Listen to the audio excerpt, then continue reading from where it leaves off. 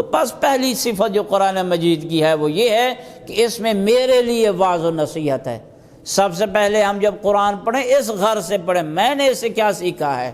As a Alam then, as a طالب علم، as a مومن، میں نے اسے کیا سیکھا ہے۔ اور یاد رکھیے مسلمان اگر قرآن مجید کو ان ہستیوں سے لیتے جن ہستیوں نے قرآن مجید کی صحیح اور حقیقی تفسیر کرنی تھی، افسوس کے ساتھ اگر یہ ان ہستیوں سے لیتے کبھی بھی مسلمانوں کی یہ حالت نہ ہوتی جو اس وقت ہماری ہو چکی ہے، بلکہ ہم اہل بیت اطہار کے ماننے والے حضرات اگر قرآن مجید کو ان ہستیوں کے ساتھ ساتھ اس قدر لیتے جیسے ہم ان ہستیوں سے عقیدت و ولایت اور محبت رکھتے ہیں، اور دونوں ہاتھوں کے ساتھ ایک ہاتھ میں قرآن ہوتا اور دوسرے ہاتھ میں اہل بیت کا دامن تھامے ہوئے ہوتا، قطعی طور پہ ہماری یہ حالت نہ ہوتی جو اس وقت ہماری ہے۔ ایک ایک بندے کو ہم ٹٹول لیجئے، وہ مضطرب ہے، وہ پریشان ہے۔ کس بات کے پریشان ہے؟ 14 معصومین علیہم السلام آپ کو اللہ نے رہنما عطا فرمائے ہیں، جن میں پیغمبر گرامی قدر جیسی ہستی موجود ہے، جن میں سیدہ زہرا سلام اللہ علیہا جیسی ہستی موجود ہے، جن میں امیر کائنات جیسی ہستی موجود ہے، جن کے دروازہ اور جن کے چوکر سے ہر قسم کا علم نکلا ہے۔ اور مولا متقیان یوں فرمایا کرتے تھے انہا ہنا علما جما، میرا سینہ یہ سینہ علی نہیں ہے بلکہ یہ موجے مارتا ہوا علم کا سمندر ہے۔ اور کئی ایسی علوم تھے جو آقا نے چونکہ ان کا اہل کوئی نہیں ہوا کرتا تھا بیان نہیں فرمایا، لیکن باوجود ایسے کتنے علوم کی چیزیں امیر المومنین نے بیان فرمائی۔ مولا حسن ہے، حسین ہے، باقر العلوم ہے، لیکن آیا ہم نے ان سے استفادہ کیا ہے یا ہم بس وہی نعرے کی حد تک لگے ہوئے ہیں، چومنے کی حد تک لگے ہوئے ہیں، بس غازی عباس کے عالم کو چوم لو۔ عقیدت اپنی جگہ پر ہے، احترام اپنی جگہ پر ہے۔ خود مولا عباس ان 14 معصوم ہستیوں میں سے تو نہیں ہے لیکن بہت برگزیدہ ہستی ضرور ہے۔ خود انہی کے پوری سیرت کو نہ دیکھیے، کربلا کے ایک جو چند گھنٹوں یا چند دنوں کے جو ان کے جذبہ ایثار ہے، جذبہ فرما برداری معصوم امام ہے، ذرا اس کا مطالعہ فرما لیجئے، ہم کہاں کھڑے ہیں اور یہ کہاں کھڑے ہیں۔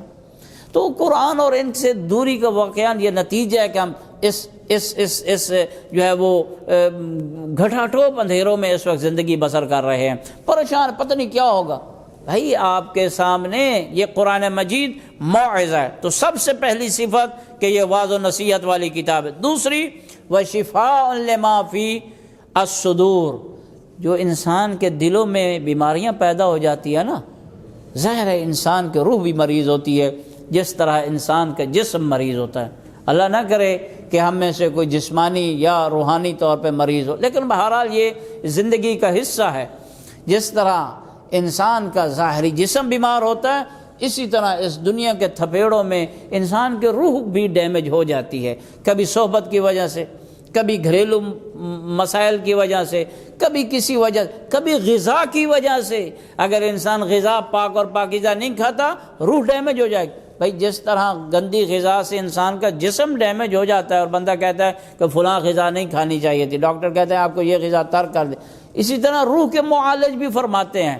جو اہل بیت اطہار علیہم السلام ہے کہ اگر آپ نے اپنی روح کو صاف و شفاف رکھنا ہے، اگر آپ نے اپنی روح کو پاک اور پاکیزہ رکھنا ہے، یعنی ہر قسم کی بیماری، جو معنوی بیماری، روحانی بیماری، ان سے پاک و پاکیزہ رکھنا ہے، غذا اس قسم کی ہونی چاہیے۔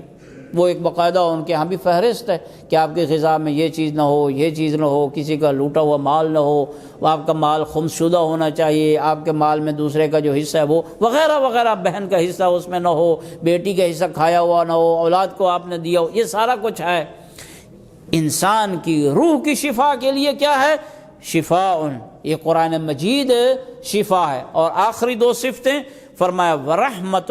ہدن ورحمۃ للمؤمنین، اور یہ قرآن مجید ہدایت بھی ہے اور رحمت بھی ہے مومنین کے لیے۔ تو بس مومنین کرام، پہلی 2 صفتیں جو ہیں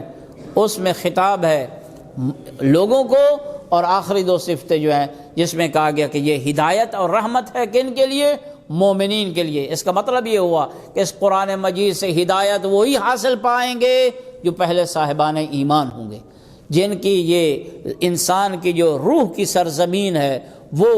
ٹھیک ہوگی تو یہ قرآن مجید اس پہ ہدایت والا اثر کر سکے گی۔ انسان کی روح اگر پاک اور پاکیزہ ہوگی تو یہ قرآن مجید رحمت برسائے گی اس کی روح پر۔ لہذا پہلے ہمیں اپنا تزکیہ نفس کرنا چاہیے، انسان کے نفس کو ان گناہوں سے اپنے آپ کو پاک کرنا چاہیے، اور پھر جب ہم قرآن مجید کا مطالعہ کریں گے اور قرآن مجید کی تعلیمات کو حاصل کرنے کی کوشش کریں گے، انسان جو ہے وہ ہدایت کے راستے پہ بھی چلے گا، اور انسان کے لیے قرآن مجید جو ہے وہ رحمت بن کر بھی آئے گا۔ دعا ہے خالق کائنات ہمیں قرآن مجید سے